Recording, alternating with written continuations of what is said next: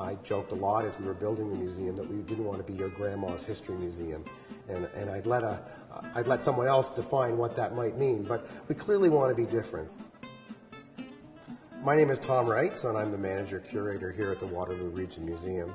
Welcome to the museum. It's just recently opened to the public, and it's an amazing building. It's 47,000 square feet about local history in the region of Waterloo. The museum is laid out in two major galleries. So the major gallery, that's a long-term installation, is called What Makes Us Who We Are, and that's a broad brush look at the region's history from about 12,000 years ago right up through today. And then we have a shorter term gallery for exhibits that will come and go. They may be ones that we curate ourselves, or they may be exhibits that come in from other institutions. So we start out with local history in terms of who came here and why they came here. We look at immigration to this community. We have videos of people telling their story who are recent immigrants to the community. We have 2 stories of luggage that has been brought here over these centuries. And we also have some very specific, very personal stories, 5 individuals who've chosen to come to this region. We also look at First Nations history in Waterloo region, which starts about 12,000 years ago and then comes full forward to today. There are a lot of First Nations people in the community, and we explore who those people are and what First Nations groups they're from. We then look at, if you were an immigrant coming here quickly from Pennsylvania in about 1800, what did you do when you were faced with a forest full of trees? We then look at all the major immigrant groups that came to this region, particularly in the 19th century, so Pennsylvania Germans, Mennonites, Amish, Germans from the continent. We also look at Scots and English and Irish.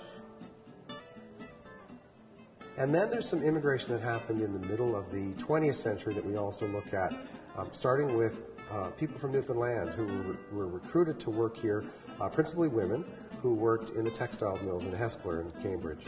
And then we move forward and we look at Portuguese people in Cambridge and in Kitchener.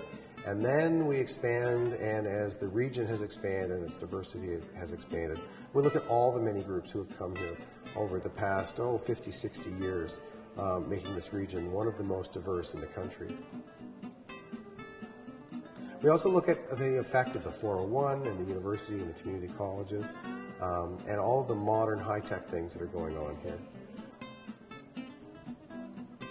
Agriculture is important in this region, so we look at the rural community, food production, and all those things that we do here to feed ourselves and to feed the world around us. We also have a very large exhibit and installation about Ontario Hydro. The 3 gentlemen who were considered the founders of Ontario Hydro were all from Waterloo region, and they played a very significant role in the development of power in this province. And so we tell their story and how that story is part of a bigger Ontario and Canadian story.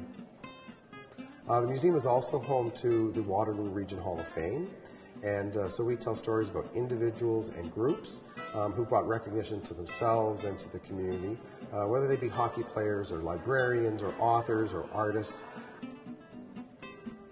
So we look at all the kinds of manufacturing that has gone on here over the years, whether it be food production, appliance production, automobile parts, buttons, textiles. It's a whole range of things that have been produced here.